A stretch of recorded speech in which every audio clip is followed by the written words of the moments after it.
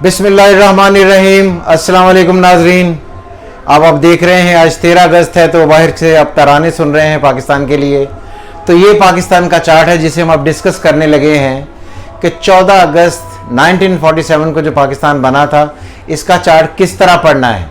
क्योंकि मैंने बहुत सारी कन्फ्यूजन सुनी है। कोई ये कहता है कि पाकिस्तान रात को 12 बजे बना था तो इसलिए 15 अगस्त होनी चाहिए, 14 अगस्त को नहीं है, 15 अगस्त है, तो इसलिए इसी तरह से काफ़ी सारे मामलात हैं। तो मैं उन सबको डिस्कस करने चला हूँ। सबसे पहले हम पॉइंट बाय पॉइंट डिस्कस करेंगे। सबसे पहले ये है कि पाकिस्तान 14 अगस्त को या 15 अगस्त को किस तारीख को पैदा हुआ। अब पाकिस्तान बनने का जो फैसला है, डेफिनेटली ये बात आपको पता है कि 14 अगस्त वाले दिन ये फैसला हुआ था कि हम इसको अनाउंस करेंगे 12 बजे। तो ये 14 अगस्त वाले दिन फैसला होने की वजह से जो डिसीजन लिया गया दैट इज़ 14 अगस्त, और 12 बजे आगे से अगर जाता तो फिर ये 15 अगस्त हो जाती। तो इसीलिए ये 14 अगस्त है। और इसलिए पाकिस्तान का जब भी आप जायचा पढ़ेंगे तो आपने पाकिस्तान का जायचा 14 अगस्त से पढ़ना है। अगर आप टाइम देखें रात के 12 बजे तो सन उस वक्त होगा यहाँ पर। तो अगर इससे गिनेंगे तो आपका टॉरस असेंडेंट बनेगा। पाकिस्तान का जो असेंडेंट बनता है वो टॉरस है, मगर असेंडेंट जो है वो आपकी नफ्सियात को बताता है, लोगों के मुतल्लक बताता है, लोगों के सोशल वर्क के मुतल्लक बताता है, उनके काम करने की अप्रोच को बताता है। तो इसलिए हमारे लिए कोई वो बहुत ज़्यादा इंपॉर्टेंट नहीं है। हमने क्योंकि प्लानिटरी कंडीशंस पढ़नी होती है, प्लैनेट्स हमेशा रूल करते हैं हर चीज़ पर, हाउस रूल नहीं करता। सो इसलिए पाकिस्तान से 14 अगस्त सन इन लियो। इसलिए यहाँ पर एक बात और भी डिस्कस करता चलो कि जो लोग ये कहते हैं कि जी पाकिस्तान 15 अगस्त है, तो 15 अगस्त पढ़ने के लिए भी हमें मून की डिग्रीज पढ़नी होती हैं। 14 अगस्त को भी मून कैंसर में ही था, 15 को भी मून कैंसर में ही था, मगर जो डिग्रीज का फ़र्क पड़ता है उससे ना उसका असेंडेंट बदलता है, ना उसकी प्लानिटरी कंडीशन बदलती है, ना सन बदलता है, ना मून बदलता है। क्लियर? तो इसलिए पाकिस्तान की जो जेन्युइन डेट ऑफ बर्थ है दैट इज़ 14 अगस्त 1947। आपने हमेशा इसी को लेकर चलना है और यही पाकिस्तान की जेन्युइन डेट ऑफ बर्थ है। टाइम ऑफ बर्थ से अगर आप चलेंगे तो टॉरस असेंडेंट होगा, उसकी अहमियत है, लेकिन प्लानिटरी कंडीशन की अहमियत हमेशा ज़्यादा होती है। सेकेंड, कुछ लोग ये कहते हैं कि मुहूर्त, यानी कि हमने वो जो डेट ऑफ बर्थ पाकिस्तान की जब डिसाइड की और जिस वक्त हमने हल्फ उठाया तो उससे फिर हमने ये निकाला कि पाकिस्तान का ये टाइम जो है मुहूर्त है। तो मुहूर्त से जो निकलता है वो हमें पढ़ना चाहिए। यहाँ पर एक और बात बड़ी कन्फ्यूजन में है कि जो मुहूर्त होता है ये हर इवेंट के लिए निकालने के लिए ज़रूरी है, लेकिन जो प्लानिटरी कंडीशन पाकिस्तान की है उसको इम्पॉर्टेंट लेना बहुत ज़्यादा ज़रूरी है। इसलिए प्लैनेट्स अलग हैं और मुहूर्त अलग है। मैं मुहूर्त को इसलिए नहीं मानता कि मुहूर्त जब भी आप निकालते हैं तो मुहूर्त एक टाइम को, वक्ती जायजा जिसे हम कहते हैं, उसमें तो आपको एडवांटेज दे सकता है, लेकिन आपकी जो जेन्युइन नेटल की असल पोजीशन है उस पर वो असरअंदाज नहीं होता। इसलिए जो भी आप काम करें उसका मुहूर्त देखने से तकदीर पर कोई असर नहीं पड़ता। इसलिए कि अगर प्लानिटरी कंडीशन आपकी ठीक है तो आप कोई भी मुहूर्त बना लें, कोई भी मुहूर्त निकाल लें, आप जिस वक्त उसका काम करना चाहेंगे उससे रिलेटेड, तो क्योंकि तकदीर अच्छी है तो वो अच्छा हो ही जाएगा। और अगर आपकी प्लानिटरी कंडीशन में, जैसे फ़र्ज़ कर लेंगे किसी की मैरिज लाइफ में प्लानिटरी कंडीशन मैरिज के एतबार से बहुत बुरी हैं बाय बर्थ, तो आप जब भी अपनी ज़िंदगी में जो भी मुहूर्त निकालेंगे वो कभी फल नहीं देगा। इसलिए मुहूर्त इम्पॉर्टेंट होता है, लेकिन जितना लोग इसे बहुत इम्पॉर्टेंट कहते हैं ये इम्पॉर्टेंट उतना बिल्कुल नहीं होता। इसलिए कतई तौर पर प्लानिटरी कंडीशन पर बेस करें मुहूर्त इम्पॉर्टेंट नहीं होता। थर्ड, कुछ लोग ये कहते हैं कि बांग्लादेश जो है जब ये अलग हुआ तो पाकिस्तान को भी उस वक्त अलग उसे तस्वर किया जाना चाहिए था। मैं उनसे यही बात पूछना चाहता हूँ कि जब पाकिस्तान से बांग्लादेश ईस्ट में है, अलग हुआ तो क्या पाकिस्तान की नई पैदाइश थी? नहीं, पाकिस्तान अपनी जगह पर एग्जिस्ट करता रहा और जो ईस्ट में बांग्लादेश है, जो मशरकी पाकिस्तान था, वो कन्वर्ट होकर बांग्लादेश में कन्वर्ट हो गया। इसीलिए जब 1947 में इंडिया और पाकिस्तान अलग अलग हुए तो पाकिस्तान जो है वो नया मुल्क बना और इंडिया वहीं पर एग्जिस्ट किया और उसमें से एक पार्ट नया बनकर पाकिस्तान बना। इसलिए पाकिस्तान आज़ाद हुआ, इंडिया आज़ाद नहीं हुआ। इंडिया हमेशा से था, वहीं पर ही है, सिर्फ इलाकाई जो तकसीम हुई वो पाकिस्तान की हुई और पाकिस्तान की क्रिएशन जो है वो एक नए मुल्क की हुई। اس لیے جو کہنا ہے کہ پاکستان اور انڈیا کی ایک ہی ڈیٹ آف برتھ ہے 14 اگست اور 15 اگست، انہوں نے آپ کو 14 اگست دے دی، آپ نے 14 اگست چوز کر لی 27 رمضان کی وجہ سے، اور انہوں نے 15 اگست پر وہ ٹکے رہے، تو اس سے ان کا ملک بہت آگے ہے، ہمارا ملک بہت پیچھے۔ یہ تقسیم بالکل غلط ہے۔ تقسیم اصل میں یہ ہے کہ 14 اگست کو پاکستان انڈیا سے الگ ہوا، انڈیا وہیں پر ہی تھا، پاکستان الگ ہونے سے پاکستان کی کریشن ہوئی، اس لیے پاکستان 14 اگست ہے، انڈیا 14 اگست کو آزاد نہیں ہوا۔ انڈیا کو ویسے وہ اگر آپ دیکھیں تو کچھ لوگ اس کو کیپریکارن لیتے ہیں، کچھ ورگو لیتے ہیں، وہ صدیوں سے چلتا آ رہا ہے، اور اسی لیے ہندو دیش ہونے کی وجہ سے اس کو ایک الگ اینگل پر پڑھتے ہیں۔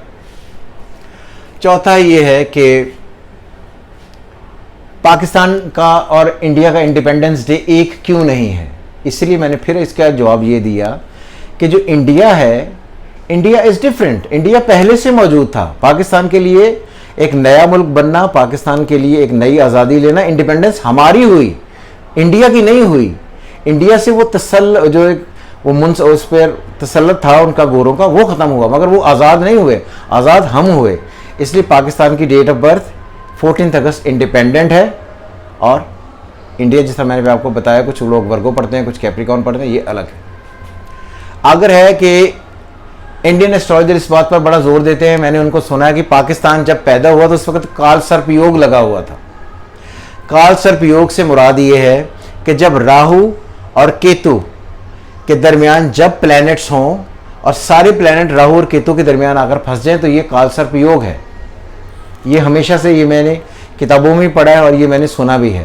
میں یہ کہتا ہوں کہ یہ کال سرپ یوگ نہیں تھا جب پاکستان بنا۔ اس کے ریزنز یہ ہیں کہ راہو کی موومنٹ ہوتی ہے الٹی اس طرف، اگر آپ دیکھیں تو راہو پہلے یہاں سے گزرا ہوگا، پھر یہ اس نے سن مون مارس سے اسکوائر بنائی ہوگی، پھر یہاں سے گزرا، پھر اس کے اوپر سے گزرا، پھر ان کے اوپر سے گزرا، پھر ان کے اوپر سے گزرا۔